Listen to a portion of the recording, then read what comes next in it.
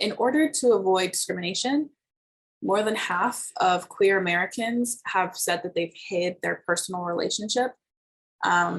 So in addition to this, it's people feel a little bit obliged to hide a part of themselves. And this is not just your patients. So for folks who, in the earlier slides where you took that self-inventory, if you answered no, I haven't treated a queer patient, I just want to remind you that maybe these folks felt obliged to hide that part of themselves.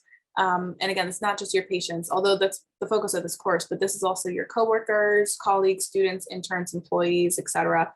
Up to a third of people in this study in 2020 have altered some aspects of their work or personal lives because they feel like they have to hide. Personally, when I was in grad school and I was on clinical rotations, I was engaged to a woman, and fiance, unless you see it written, is a gender neutral term, with how it sounds. And so people would say, oh, I would bring up my fiance working in the tech field, and they would say, oh, does he work at Microsoft? And then that puts me in a position, and it's not malintended, right? It's not out of aggression or dislike of queer people. It's just being steeped in assumptions we don't realize we have. So when people would do that, it put me in a position of, okay, I have a few options. I can either say, oh, she, blah, blah, blah, blah, blah.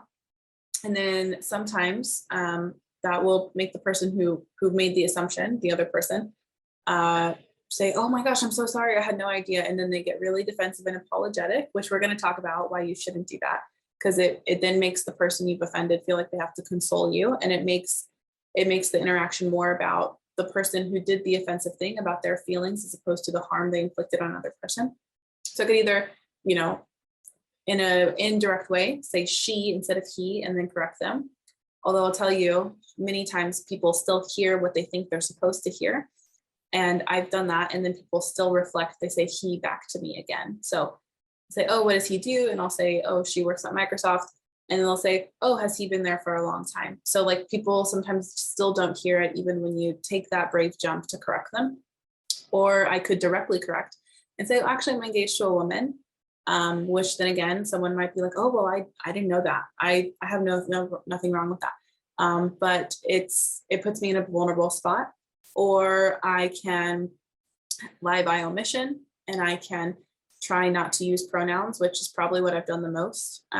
So if they say, oh, does he work at Microsoft? I would just say, no, Boeing, and omit a pronoun, just not say anything. Or I could feed into that lie, and I could say, no, he has his own company, and use the wrong pronoun on purpose to hide myself and camouflage. Because I'm very fortunate in the sense that my gender identity, I feel very feminine. So people often assume that I am heterosexual, and I can hide behind my appearance, whereas someone like my partner, who is very visibly queer and gender nonconforming, she doesn't have that option, right? She is more likely to be outed even without her wanting that necessarily to happen. So it really does put people in an awkward situation. And that's just one example of the various types of emotional labor that queer people have to experience, and how that's such an easy fix, such an easy thing to correct by using gender neutral language, which we will go through,